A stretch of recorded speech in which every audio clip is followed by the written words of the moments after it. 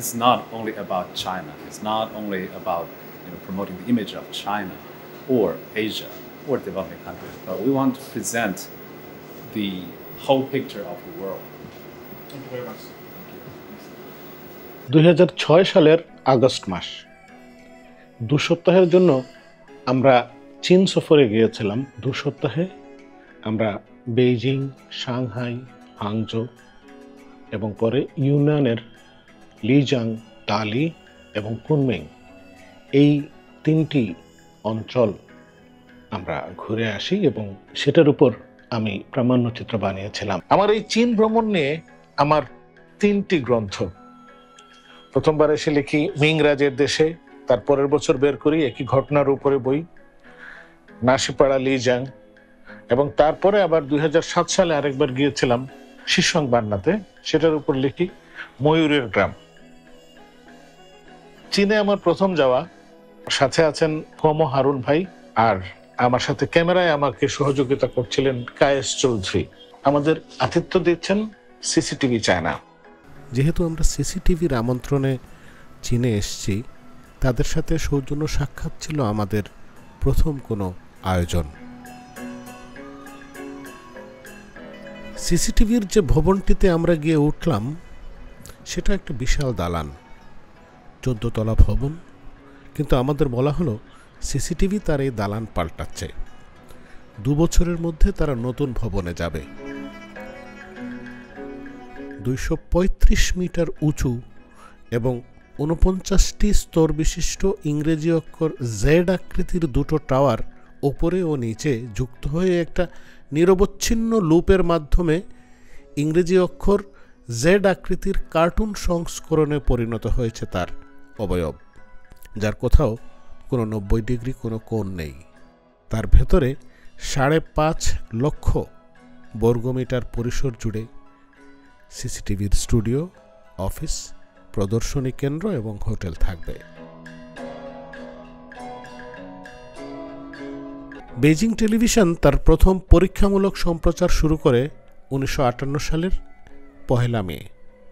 Beijing টেলিভিশনের নাম পরিবর্তন করে এই সিসিটিভি করা হয় ঠিক 20 বছর পরে 1978 সালের মে মাসের 1 তারিখে।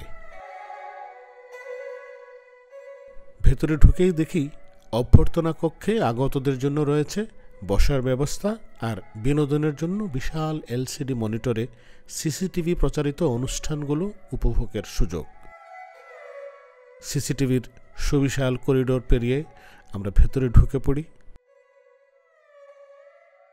সিসিটিভির ভেতরটা আমাদের সঙ্গ দিচ্ছেন এই সিসিটিভি 9-এর সহকারী কন্ট্রোলার, তার নাম ইয়াং ফুকিং। তিনি আমাদেরকে নানা রকমের কক্ষ ঘুরে ঘুরে দেখাচ্ছেন, আলাপ পরিচয় করিয়ে দিচ্ছেন বিভিন্ন জনের সাথে। একজন সংবাদ পাঠিকার সাথে আমাদের কথা হয়।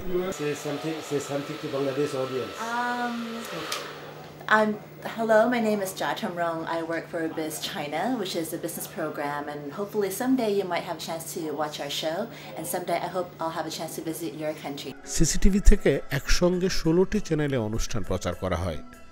মাত্র 28 বছরের ব্যবধানে এই সম্প্রচার কর্তৃপক্ষ এখন নজর দিয়েছে তাদের নেটওয়ার্ক বিশ্বময় ছড়িয়ে দিতে।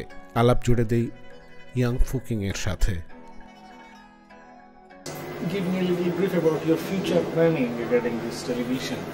In our mind, or our vision about CCTV9 is we want to make the channel a platform for all the developing countries. We want to make it a bridge between the developing countries and the world, the rest of the world. I think maybe in 10 or 20 years, we want to be a major international information source in the communication to show the world a complete picture of what's going on in this world.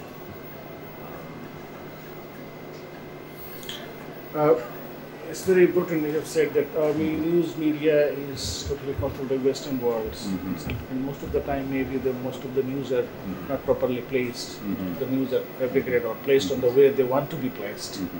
Not only news from China, to the world. Okay. But the world news presented by the Chinese perspective, shall we say. Okay? This is not only about China. It's not only about promoting the image of China or Asia or developing countries, but we want to present the whole picture of the world. Thank you very much.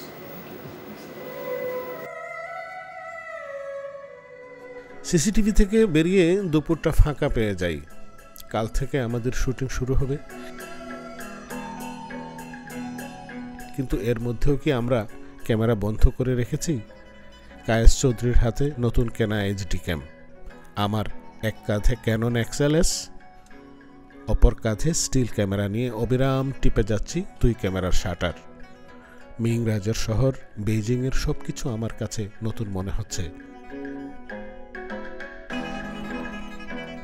জানতে পারি আমাদের গাড়ি এবার ছুটে চলেছে CRI এর দিকে। আমাদের উৎসাহ বেড়ে যায়। একসময় রেডিও পিকিং থেকে ভাঙা ভাঙা বাংলায় চীনাদের কণ্ঠে খবর প্রচার করতে শুনেছি চীনারাই বাংলা ভাষায় কথা বলে থাকেন। আজ যাব তাদের সেই অফিস দেখতে।